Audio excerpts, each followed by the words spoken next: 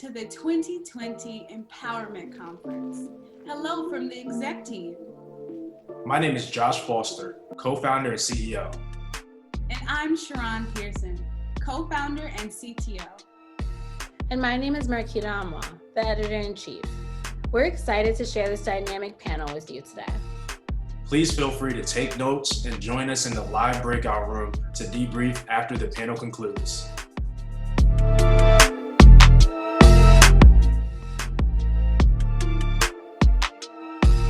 Hi, everyone. Welcome to the Empowerment Conference. So excited to have this panel with Courtney and Sheneya.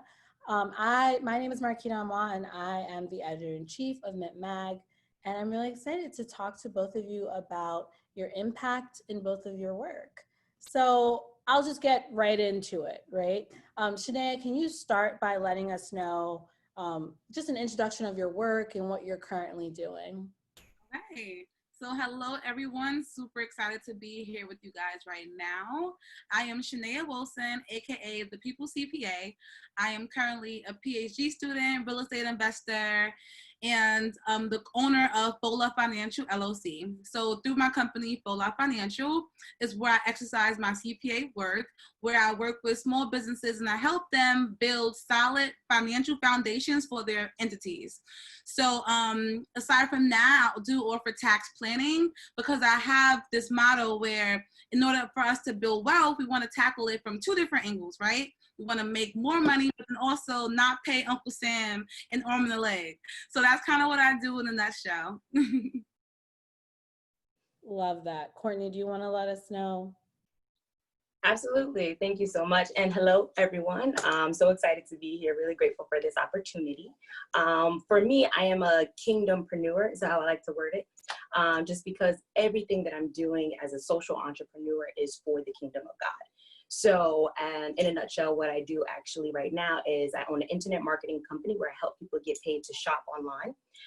Not only that, we have to focus on the health and nutrition aspect. So that niche market within our culture especially is exactly what we're focused on.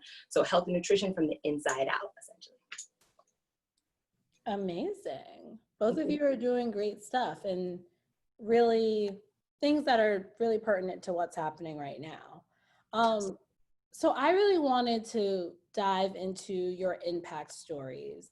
You know, what would you say your origin stories are? Where did the roots of your work begin? Sheneya, I'll let you start since we did that last time. Yes. All right. So from the Bronx, New York, right? There's not a lot of, we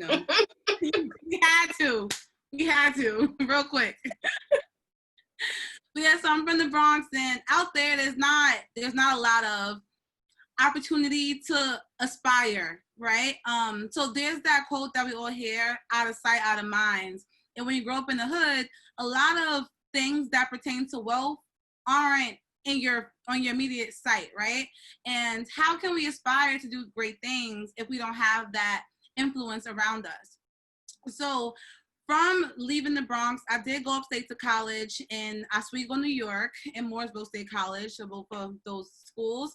And being upstate and just kind of like meeting different people of different cultures and understanding how strong their knowledge base was from our current time in life, and knowing that me from the Bronx, I didn't know anything, right? About business, about entrepreneurship, about investing, about building wealth. It kind of bothered me, but then also ignited a fire in me at the same time. Like, all right, well, I started getting these aspirations to be an entrepreneur now because I was surrounded by students who had parents who were multimillionaires. I'm like, I want to be a multimillionaire too. So after staying in school, I went into corporate America. I did accounting for a Big Four accounting firm. And I had to stay there to get my CPA license anyway, so I was there for about a year. But quickly, I realized that my passions, I do love numbers, I love accounting, I love finance, but what I love more is my people.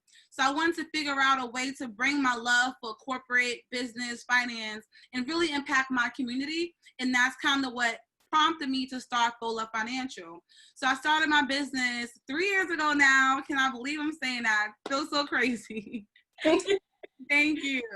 And over the past 3 years, I've been able to help over 500 business owners build strong financial foundations for their businesses. And even during COVID, I've seen the impact of my work by helping these entrepreneurs get funding, whether it was PPP or an SBA loan, but helping them gather their finances to obtain funding as these more established businesses that have more support do, right? So we all love entrepreneurship and we want to be wealthy from that. But again, there's that need to have a foundation that's set and to have people on your team who are going to root for you to win. And that's what I do with all of my clients. Yes, I do their taxes and their bookkeeping, but they know that they have a friend in me and somebody who is going to support them up until the end. Amazing. Love it. There's so much that we could dive into that, but of course, I'll let you go into it. Let us know your origin story. No, I love this because it's almost like even what you just said, we're so multifaceted in regards to, okay, you're helping with taxes, but finances for a business, same thing. I'm helping them financially, helping people to be able to purchase anything they need on and offline and get paid for it. But in that same token, I'm really focused on health and nutrition. So I think what being multifaceted within this world is critical. And then two, I think health and nutrition has been such an eye-opening aspect that we need in our lives today. But even when I started my business 5-7 years ago, we believe in supplementation and preventative health as opposed to curing something. So we want to be able to prevent getting sick or prevent allergies from taking over and building into asthma, let's say. So our biggest aspect is preventative health within our supplementation line. And I really just want to be able to dive into a quick story. So my actual background is in technology as an engineer, but I graduated right from school and had a job at IBM, and I quickly realized that corporate structure was not for me. So after about, I think they had within the year and a half I was there at IBM, they had 4 different layoffs. And I said, oh no, this is not it. But then I also realized there's so many people that are like 60, 50 years old at that job. And their mental health as well as their physical health was literally being depleted. So what I did was with my grandmother, with my mother, with my sisters, helping them to really understand about health and nutrition really gave me the confidence to be able to speak to other people outside within my field, within any course of study that I have going on. And that really helped me provide a foundation to be able to help so many others, especially within our culture. And I don't think people realize how much your body is a response system. Your body literally tells you what's going on, and we need to listen to that. So it's been a privilege to be able to help people even before and after this pandemic that we've been enduring. Yeah. Yes, and something that both of you touched on that I think is really important to talk about. I mean, we're 3 Black women. It would be remiss of me to not talk about how that Blackness comes into different forms. And both of you have kind of touched on it, right?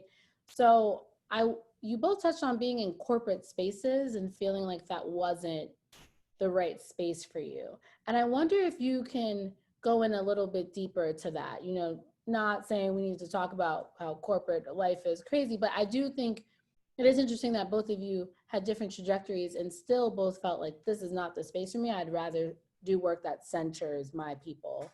Whoever wants to start with that. I guess I'll start. I think it's crazy because even though she's like more in health and wellness, I'm in finance, both of these things provide the same type of betterment for our people, right? Because wealth is important, health is important, right? Wealth and health go hand in hand. So I think it's pretty great that, you know, her and I are here together to discuss this. So I can kind of give a brief description of like my journey and kind of when my switch. I feel like when I was in corporate America, I was working all these hours, like crazy, like working 60, 70 hours a week. And at some point, like, you know, you get burnt out and you're like, all right, you have to ask, when you're burnt out, you really have to ask yourself, what am I doing this for? And I couldn't find an answer on the other side of the question. Yes. I couldn't figure it out. I'm like, all right, am I doing this for me? obviously, no, I'm not happy here. You know, am I doing this for my family? Yeah, they're getting provided for, but there's other means to do that. Am I doing this for my people? No, they don't get no direct benefit from this. Like, you know, I'm over here doing audits on these huge multi-million-dollar businesses. Meanwhile, there's, you know, little mom and pop shops or entrepreneurs and creatives who are still haven't even reached that $1 million benchmark because they don't have the tools or business acumen to get them there. So if I can take what corporate has taught me about structuring, financial modeling, taxes, bookkeeping, and help pour that information to these business owners, I'm doing my part for my community, right? Because as you guys know, like, we are down by so many years. And I say that not hopeless, because I have all of the hope. We are smart, we are strong, but it just takes unity for us to really build and go at it quicker. So instead of me exhausting my energy where I wasn't even appreciated, I rather pour it into my community and struggle. You know, year 1 and 2 of the business, I did not do enough to like support myself that well financially. But, you know, things take time to grow. And like, as of now, because I have such a great track record, some great clients, I've been able to build a business, but then also build several others through my work. And that feels so rewarding to me every single day. Yes, that's so true. It's amazing that you say that. And I feel like this, when I was at IBM, I literally was there for less than 2 years, but it drained me, for lack of better words. And mentally it did. I really, really started to see that. And I wasn't happy. And when I actually moved back home and got a job of lesser pay, I was actually a little happier. And I was like, oh, it's funny, you make less money, Court, but you're still, you know, and I was just like, that resonated with me so much. And I think being introduced to this business and to the fact that we can be able to help each other in so many different ways with health and nutrition really opened my eyes to a bigger platform. So I think that really allowed for me to say, you know what, it's actually something to dive in. And I think, like I said before, that gave me the courage, because I think in school, we don't get that. We're not developed with courage and being able to say, hey, you know what, let's be impactful within our community. Let's see how we can make a difference in this world. What legacy are you leaving behind? You know, and that really are things that I started to focus on and put my attention on. So yeah, I feel so much more like I'm doing rewarding work.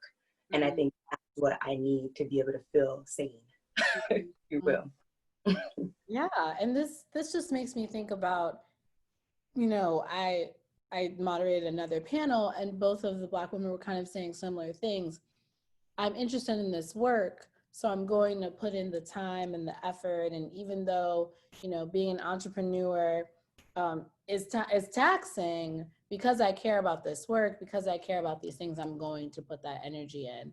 And I do think sometimes you need that personal oomph in order to do it and give it your all, which is a perfect transition into talking. You know, I have a little bit of tailored questions for both of you, specific to your work, and talking about what it means to create an impact or have impact be part of your trajectories. So I'll start with you, Courtney. How have you leveraged your personal experiences as an engineer? You touched on IBM, and then an involved member of Zeta Phi Beta sorority in order to amplify your impact as a business owner and an entrepreneur? I think, honestly, I know we often talk bad or about the negative aspects of corporate America, but it really did teach me a lot. It really did give me a lot of, you know, how the law of polarity, and the fact that I am able to say, these are things that I don't want. These are things that I don't want to be able to grow into within the next 10, 20 years, you know? So allowing myself to say, you know what, I don't want to sit in meetings that mean nothing to me. I don't want to be able to, those are the things that really allowed me to say, you know what, I'm going to use that in my everyday life henceforth. Same with Zeta. I love my sorority. I love what it's been able to teach me as morally and ethically. And just being a member of it has allowed me to understand there's so much value in people, and there's so much people power that we don't give enough credit to. So having that opportunity to meet so many different people gained networking capabilities. And I feel like I'm so much more articulate with my words or articulate with people and allowing myself to really connect in a different way that I didn't know even existed within me. So it's almost like those things were able to water that seed that I hadn't known existed. Yeah. Do you mind just talking a little bit more about what exactly the law of polarity means? I'm thinking about people who are listening. They're like, wait, what does that mean? I think the law of attraction is really popular, but not a lot of people know about the law. Yeah, absolutely. That's a great question. And it's basically exactly that. So I don't want to have negative aspects in my life, let's say. So these are things that you've experienced, because experiential learning is the best type of learning. You've experienced certain things and you're like, you know what? These are not things that I want, such as corporate America for me. So it gave me a better understanding of, okay, this is what this is like. For a year and a half, 2 years, I've had other jobs within corporate. These are things that I don't like. And I don't want to continue to live my life like that. So not to say that I knew exactly what I wanted after that, but I just knew that there was a clear understanding of what I didn't want. So that polarity said, okay, what's the opposite, or what's the alternative? What's something that I can actually do that feeds me, that I enjoy? And then that actually led me to, with prayer, that led me to entrepreneurship. Yeah, that's wonderful, because I think a lot of people are probably watching this, and even myself, when you're in those negative experiences, you don't think this is going to help me later on. You're just like, I don't want to be here. Yeah. And it's that's not, all you know. All you're right. clear. It's not until you reflect that you're like, well, actually, doing that led me to my next thing, right? Which is great. So Sheneya, I wanted to go into how have you leveraged your personal experiences in the academic and corporate financial world to amplify your impact through your work as a business owner, CPA, and a real estate investor. Which, did you mention that in the beginning? I think I did. So yes, I love this question because, a lot of times, even with my clients, people love to say, like, oh, school isn't worth it. Oh, these loans are for nothing. Oh, da da da. And I can never say that. Like, school is what got me my CPA license and allowed me to practice how I do. Also, what school teaches you in corporate America, discipline, processes, time management, project management, and all of those things are skills that you will translate into your business. So again, as Courtney stated, I would never talk bad about corporate America. Though it wasn't a place for me, I learned a lot from corporate America, right? Especially working in finance, looking at these statements where you see, tens of millions of dollars of revenue coming in for these companies in a day, and you're looking at billion-dollar balance sheets. And it's like, it gave me inspiration, but then again, it's like, all right, well, how come, my friends who are entrepreneurs, they don't even have like these structures in place for them to figure out how they're going to grow, right? And that could be as simple as having a budget for their business. Many business owners don't even have that.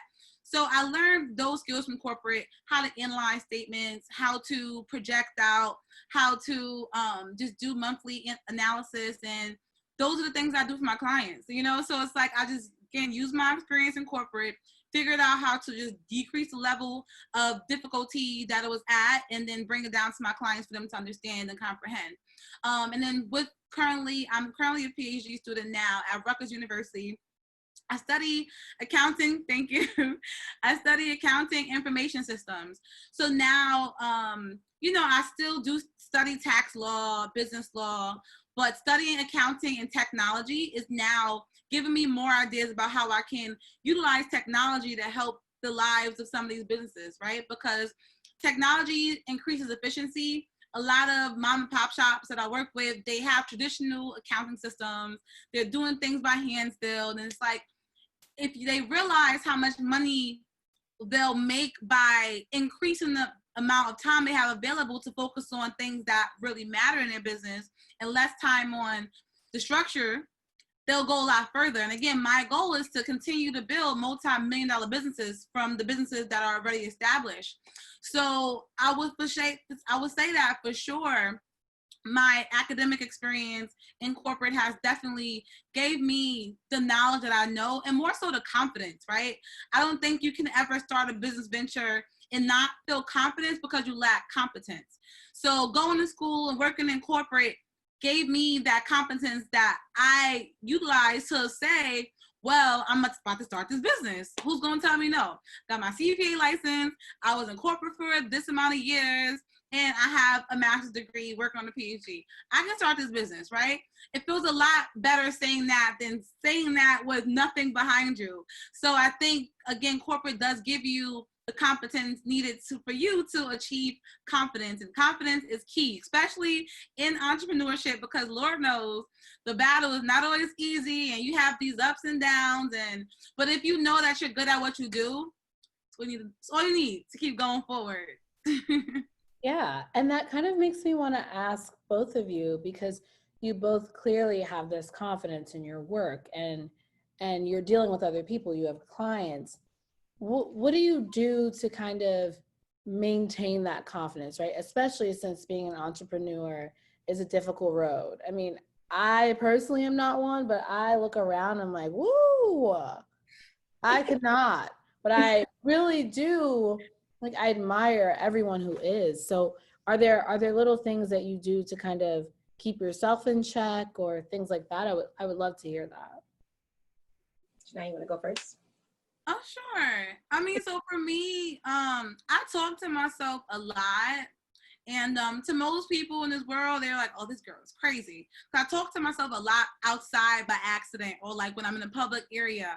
And but I do a lot of like self-talk, like, you're the best CPA in this world. Because you are. Because Jay-Z mentions the CPA, his song, like 5 different songs. He's like, my accountant something this, my accountant something this. So in my head, I'm like, listen, I gotta be that CPA that Jay-Z mentions in his next song, because that's how good I'm trying to be. So I gas myself up a lot. And then honestly, for the most part, my clients, like, it's a lot of times where I feel overly stressed and I'm overwhelmed, but my clients, like, just seeing their progress inspires me. Seeing the fact that they're like, hey, I hit 50K in revenue this month. I'm like, there you go. There you go. Like, you know, or they'll be like, oh, I saved this amount in taxes because of you, or I got accepted for this loan program because of you. I was able to do this because of you. And it just keeps reminding me of my why. And I think the biggest thing is making sure that no matter what you do, that why has to be strong. Because if it's not, you won't ever give 100% of yourself for something if you don't really want to do it. Even though you think in your head that you are giving 100%, that's just not how, you know, energy works. Like, you know, if in the back of your mind, like, I really don't want to be here, that energy is going to fall off and people are going to notice that. But if you're giving your all the time, people notice it. And I really do believe that it comes right back to you, because my clients are always providing me with just good reviews, good updates, and just, they make me feel like what I do is important. Even though I know that it is, like, it's just one thing to just hear it in theory, or just to feel it in like reality. And like, I feel it every single day, so that keeps me going. That's huge. That's huge. I agree. Exactly what you said in regards to affirmations, constant. I am a big advocate of affirmations, whether I read them to myself or I have an app where I have them I already recorded them, they're pre-recorded, and then I'm listening to them, because there's so many different levels of learning that has helped me with affirmations and reminding myself of certain things. But my biggest one would be prayer. And I know also that scripture tells us that iron sharpens iron. So surrounding myself with like-minded individuals such as yourself, you ladies, like, I know I'm going to stay in contact with you. I'm confident of that. I mean, the entrepreneurs that I'm always surrounded with, those are people that I need in my corner. And even those times when you're in the valley and you're feeling low, like, I genuinely say, thank you, God, for bringing me to this place, because I needed to be around these people. So I'm a big advocate of who you have in your space, who you have in your energy and your vibrations, who you're bouncing ideas off of and brainstorming with. So those are the ways that I keep myself in check, with constant prayer and constant affirmations and constant positive people. Amazing. I wanted to know if both of you could fast forward 30 years from today, which is a long time. What would you see as the lasting legacy of the impact you have made in the previous 3 decades? So, for myself, so in 30 years, I'll be 56. And I know, so every day, I remind myself of what I'm building. Because, you know, I love Nipsey's quote where he said, if you want to build a brick wall, you lay a brick every day until that wall is up, right? So I'm all for that. So I know, like, the work that I'm doing now is just the building blocks for the future. My long-term goal and what I vision my legacy being is having a total service financial firm. So for businesses. So a business can come from just an idea, get help on how to build out that idea, get help on incorporating, get help on setting up their finances and doing their bookkeeping, and get tax prep, tax planning, and growth strategy to help them go from 0 to 100. That's my long-term goal. I do believe that with small businesses, checks and balances are needed in every place, and most people skip, like, you know, the first 3 checks and balances because we're just going. But again, just from my experience, that foundation is everything. You don't build a house by building the roof first or starting from the sides. You build the actual basement. So if I can structure my business to where I'm picking up people along every aspect of their business building, that'll be my legacy. And again, just to bring education back to the community. So the slogan for FOLA is actually empowerment through economics and education. So it's not just about helping you create more wealth, it's about educating you, right? Because you can bring a horse to water, but it doesn't mean it's going to drink if it doesn't know how to, right? So it's not about me providing my service. I want you to feel educated and empowered that you can go out and now explain to somebody else that they can get this done, or this is what they need to get done in order for them to elevate also. Huge. Love it. Huge. Courtney? Well, it's funny because within my goal statement that I wrote, it's for only like 5 years out. But even still, it's the same thing in the same regard, in the same vein in terms of the next 30 years, which is so far out. I'm not gonna tell you how old I'm. No, I'm just kidding. I'll be in my 50s too. So I want to be able to truly impact our homeless demographic. So I have a foundation that I've already started to establish, and I want to be able to help our homeless demographic in the biggest way. So for the next 30 years, I see my legacy being a level of spirituality, creativity, professionalism, financial, as well as health and nutrition, like almost like a 5-tier foundation for not just the homeless demographic, but for everyone. But that's the target that I have in mind. And it's a heartstring that I have in regards to that demographic of people, because I just feel like it's really just knowledge, a lack of knowledge. Knowledge truly is power.